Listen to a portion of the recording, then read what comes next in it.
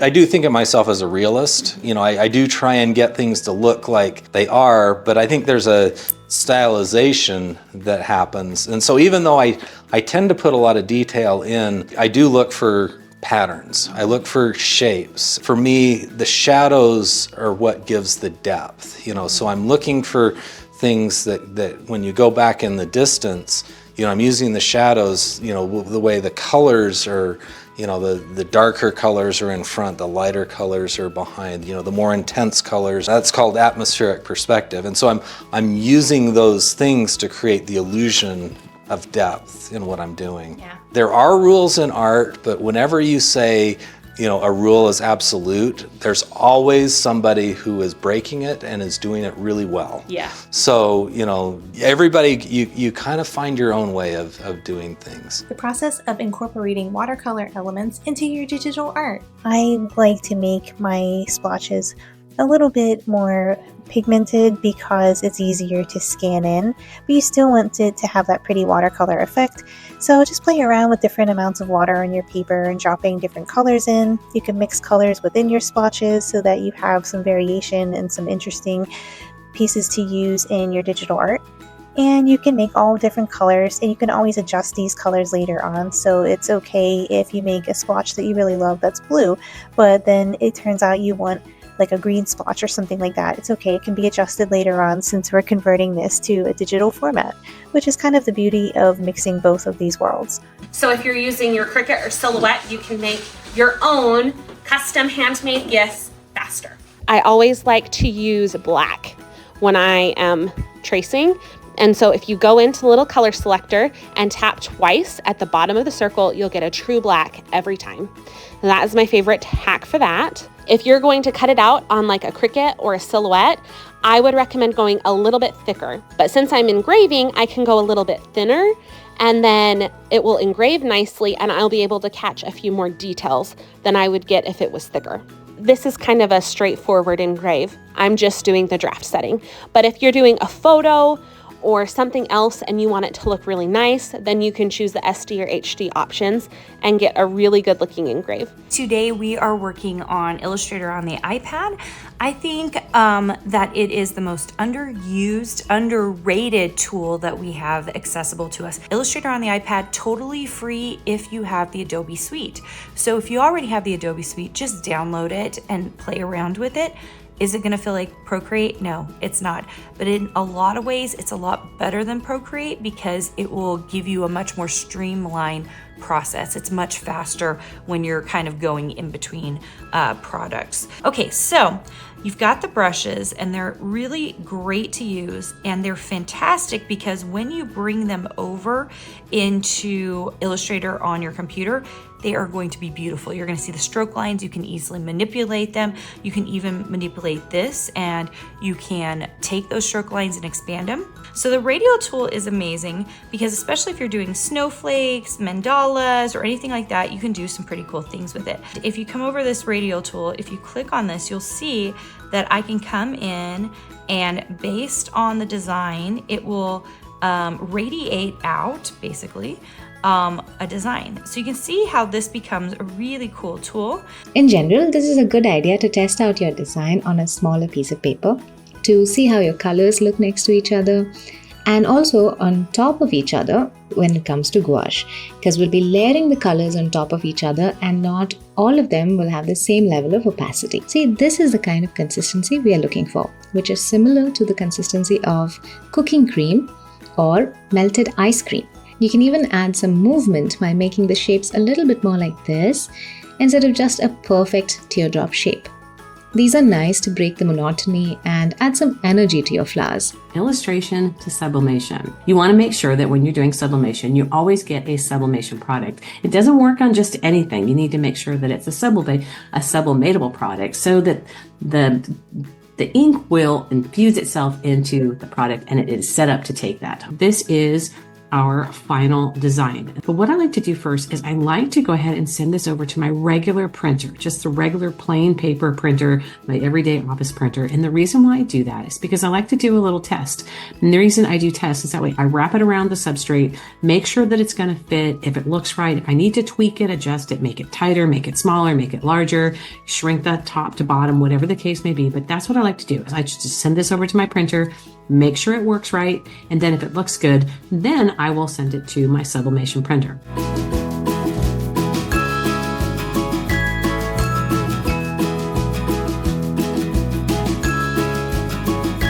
Oh my gosh, guys, this looks amazing. Oh my gosh, it looks so good. All right, there you go. So today I'm going to talk to you about using Adobe Fresco for the iPad and then bringing that into Illustrator. The very top brush is a pixel brush. As you can see, it is in fact pixelated. The second brush down is a live brush. We're not going to worry about that one. And the one right below it, the third brush, is the vector brush. So you can see it is truly vector as compared to the pixel brush. Pixel brush is good for doing an initial sketch. That's what I usually do. The vector brush is pressure sensitive, so you can see if I put a lot of pressure, it adjusts the shape of the leaf. I don't like how that looks. 2-finger tap to undo. And here you can see this is what it looks like just dropped in there. Obviously I want to do rearranging. This isn't how I want it to look as a final. So let's start by moving the offset to brick by row. I'll want to duplicate them, transform, reflect, get some different variations going on. And then I'm just going to start rotating things around, and you can see it's moving in real time. Super cool. There are manual ways to set patterns, but Pattern Preview tool I think is just super helpful. Today I am going to demonstrate for you a technique for watercolor painting that's called negative painting. So I'm just going to squirt some water on here and let it sit there for a minute. And just keep in mind that when you watercolor dries a lot lighter than when you actually put it on. So just kind of keep that in mind. So you want to make sure that you stay in the same color family. It looks prettier. That is the beauty of negative painting, is you could make your uppermost top layers, I should say, really stand out. To help you make art that sells, to really think smart and be able to dig down to the individual pieces in your design business so that you could make art that sells. There are 4 ways to make money, guys. Gallery representation, you guys have heard of it. Commissions, that includes licensing. Many of you have heard it called as licensing. 3, art shows or art fairs. So physical, like you see stuff. Actually, some of these are virtual now. Online platforms. That's it. There's another word that you hear in corporate for differentiation. It's called brand, okay? And that's just a big fat marketing word with, saying that you're different. Your goal as a designer is to build out your brand, your difference in this world so that you stand out, right? It does the marketing for you. And what's interesting is that, like Carina was saying, you are already working in your style. And your style is something that everybody else sees well before you do. Skill is something that will always play a role in your style. Growth is never constrained. This is absolutely something that you can always get better at. Much of what we do as artists is observation and reinterpretation. Whatever you like is going to dictate the direction that your art goes in. It takes intentionality to look at a piece that you really like and say, hold up, what is it that is really making my heart skip a beat here? At the end of the course, you will have overcome any overwhelm you might feel when you open Illustrator, right? You will have learned a new skill of how to create a repeat pattern in Adobe Illustrator. Obviously, as you can see, this is black and white, so I could choose black and white or line drawing. I'm going to go black and white logo, and it's going to start doing it's magic. And if you go advanced and you click down here, ignore whites, all the things that are the white paper, because this box is still a white paper now. If I do ignore whites, everything that is white is going to disappear. Then I don't have to go in by hand to delete it. Still, as you can see, a linked file. So I will have to expand it into Illustrator, which I can do in my properties menu and just hit expand. And as you can see now, here is my artwork, and you can move it around. You can see there's no white, but obviously this is now grouped. I will go into ungroup here in the properties. You can also right click on your mouse and go down to ungroup. So now you will see, look, they're separate and selected. How to make watercolor paper earrings using original watercolor paintings. This is an elegant writer. It is a calligraphy pen, but when you activate it with water, it makes the most beautiful blues and greens and sometimes even pinks. Sometimes I'll stay on the line and sometimes I'll just cross over several lines. And I'm just kind of trying to keep it intuitive. It will dry lighter again. So you kind of want to go over it in layers. Adding like the 2 purples and the 2 greens kind of gives it just a little bit more depth. This Kramer paint, it's a metallic gold.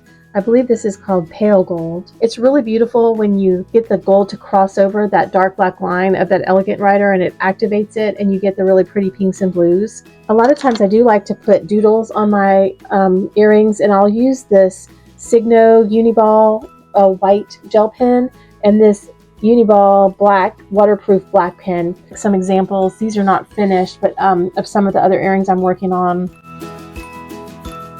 A lot of different styles is very important to create a lot of variety of patterns. I think this is very essential as a pattern designer because you get to have like a lot of variety of artwork and you don't have to just stay stuck with one style, and you know there are different possibilities even for just one simple flower.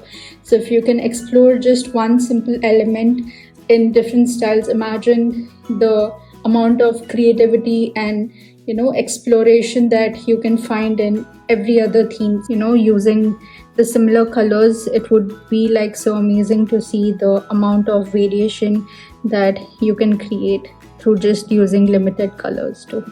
And while you're just exploring, make sure that you're having fun and not worrying about how it is turning out, because this exercise is all about having fun and exploring different styles. So make sure that like through every style that we explore, that you're having fun. And representing those feelings with color or texture or images, it's a really great way to just get all of that out of there and to have a nice daily practice that you can really start to hone your skills and build your creative expression. Oh my goodness, I'm just gonna go all the way. I do want to get some water in here. I want it to be kind of flowy and not so like brush strokey. I do know one thing about myself. When I am like taking too long to decide something and overthinking it, then I get stuck. If you're that kind of person, I'd like to challenge you to unstuck yourself, and just go. And don't think about it, and don't be worried if it's gonna look good or bad or whatever, it doesn't matter. Not just watercolors, now I started encompassing I started using all sorts of tools, whatever I could find. Those really times of practice helped me focus, and also within that focus gave me freedom. I don't know if that makes sense. And I'm going to show you how I typically just get thoughts out on paper. And these creative play sessions is really great because it makes me try new things, get out of my comfort zone, and then that translates into my illustration work, and it generates a lot of ideas. Because you've been working hard and you've been doing a lot, so now you just get to relax and play. And this actually helps me make a bigger painting and create something for clients or even to sell online. We are going to use some of Procreate's drawing tools to help shape our hot air balloon and fast track or speed up our progress and our workflow. I prefer the Apple Pencil because it just has really good pressure sensitivity. We're just going to kind of just draw a circle, and then I'm just going to stop and I'm going to hold, and it kind of snaps it to more of a more perfect. It's not quite a perfect circle at this point because it still is an ellipse, but if we hit circle, it's going to snap it to be a perfect circle for me. So that's one handy drawing tool in Procreate, is it'll help you. Now we're going to use another handy tool that I love to use because I have a hard time drawing the same thing on the left and the right. These are so fantastic and helpful. This is a default for the grids, so if you want to use grids, there's that. But we're going to hit Edit Drawing Guide and we're going to hit Symmetry. I want to mirror what's on the left on the right. I'm going to make sure, yes, my layer says assisted. You have to make sure that your layer says assisted, otherwise it's not going to work. If for some reason you have a layer and it doesn't say that, you can tap on the square where the art would be and you'll get this fly out menu, and you can just hit Drawing Assist, okay? I'm going to create this part of my balloon. That to kind of turn things around so that I can easily get the angles I want for drawing. So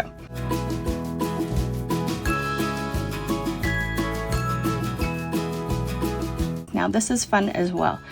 So not only can we just drag and drop and fill that, if we hit this continue filling, I can go boom, boom, boom, and everything's filled really fast. Techniques of how to do some character painting in Adobe Photoshop. So I've just filled this with white so that later on when I have this drawing, I can turn off the background and it can just be a transparent background of just the image. So, but for now, and you can also, as you're drawing, sometimes it's a good idea to make a fill layer with like a 50% gray, and then that way you kind of see the values a little bit more than when you're drawing on, like, say, a white background, like a white piece of paper or something. Now to grab colors, when you have your brush tool selected, you just need to do Alt or Option, and it does this little eyedropper and it grabs that color. Just smaller, just so it fits in there on some of these little small parts here. Naming your layers like this sometimes seems a little cumbersome, but it really helps you keep track of where you're trying to paint and what you're trying to do. So it really kind of sets yourself up a little easier to be able to manipulate things better. So setting your layers up a little bit like this and planning a little bit really does help. One of the things as you're thinking of painting, one thing that you want to keep in mind is where your light source is coming from and where your shadows are going to be. And to kind of help you do that,